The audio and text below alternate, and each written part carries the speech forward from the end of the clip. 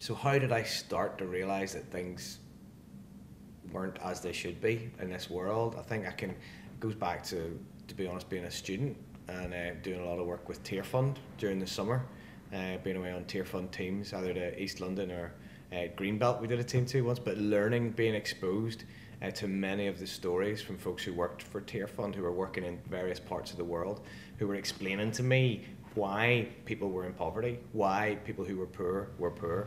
You know, there's that famous quote, you know, people, when I serve the poor, people call me a hero, but when I ask why the poor are poor, they call me a communist. You know, this sense of wanting to get to the bottom, wanting to get in behind why certain countries were just in a terrible state, why certain parts of the UK were in a terrible state, and wanting to ask the questions and not just do the compassion thing. I think as the church down through the ages, we've been pretty good at the compassion thing, you know, seeing a need, it breaking our hearts, and then going to meet that need. But as Martin Luther King said, you know, somebody's got to go back to the Jericho Road. You know, we're actually quite good at being the good Samaritan, but somebody's got to go back to the Jericho Road to work out how to stop everybody else getting mugged.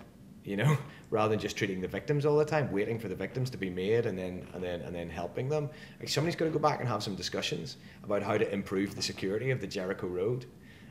You know, whether that might be more CCTV, you know, more police officers, more street lighting, but you know, but you can bet your life that those discussions take place in pretty dull committee rooms.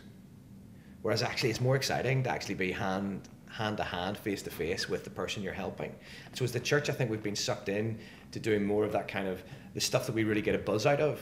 You know, the stuff that really, it feels good to help people in a very immediate way. But we're probably not so good at actually going back to work out how we stop more victims being created. You know, Desmond Tutu said we need to be not just pulling the bodies out of the stream, we need to be going upstream, seeing who's pushing them in. And so it's being involved in those political discussions and those things that fight for justice, rather than just relying on our charity or our compassion.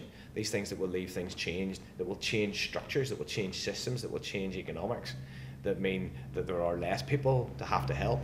You know, because as the church, we could go back to that tough part of town every year. We could do a summer project there every year for the next 30 years. But why don't we want to be involved in actually the discussions in the town council to make sure that that place is better off, to make sure that there are more opportunities for the folks who grow up there, how they can get themselves and how they can work themselves to be freed from poverty, rather than us having to go and give handouts. So I think gradually the church is waking up to this, and so it's a privilege to be involved in some of the stuff with Christians in Politics and some of the other agencies who are working around this stuff, to try and encourage people to get involved politically, whether that means as local councillors, whether that means just in their local political parties, or whether that means campaigning, you know, sending letters, handing the postcards, to make sure that we aren't just treating the victims.